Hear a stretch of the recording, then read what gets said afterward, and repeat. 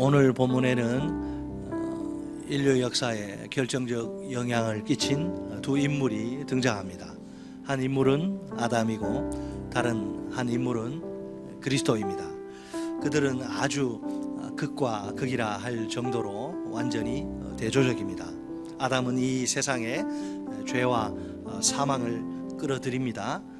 반면에 그리스도는 이 세상에 의와 생명을 가져오십니다.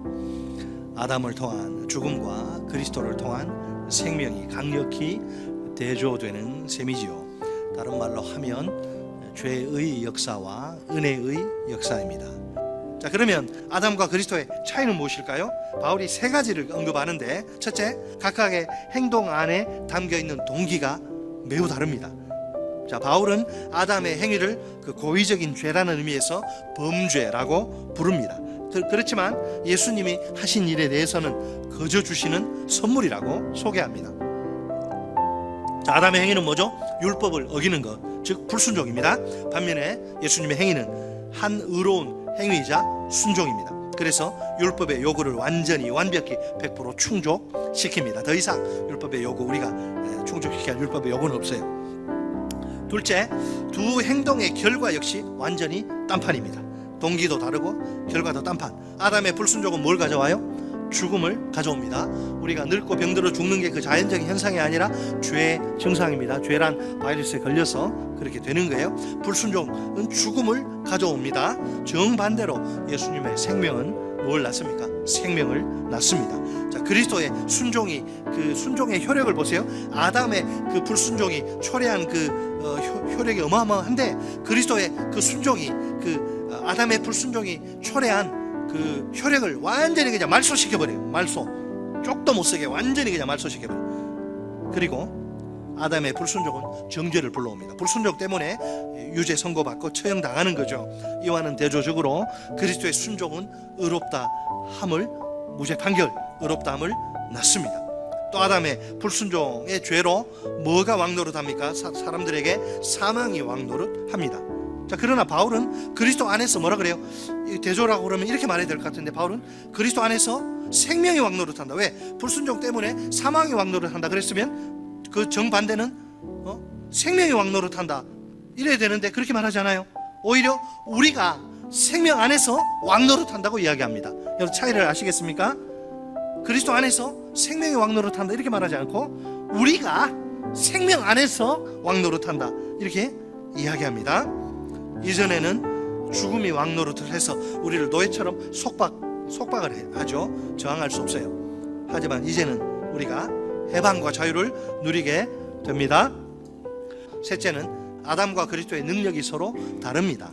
자, 바울은 그리스도의 그 사역으로 말미암는 능력과 범위를 좀 강조하고 싶어합니다. 그가 볼 때 그리스도의 능력이, 아담도 능력이 있는데 아담의 능력보다 훨씬 더 큰 게 확실합니다. 그래서 바울은 비교해서 강조, 더욱 이렇게 더욱이란 말을 두 번 사용합니다. 그리스도의 사역이 아담의 불순종이 낳은 그 어마어마한 부정적 결과를 압도하고 뭉개버려요. 아예 완전히 덮어버려요. 마침내 말소해 버립니다. 더 이상 힘을 쓰지 못하는 것.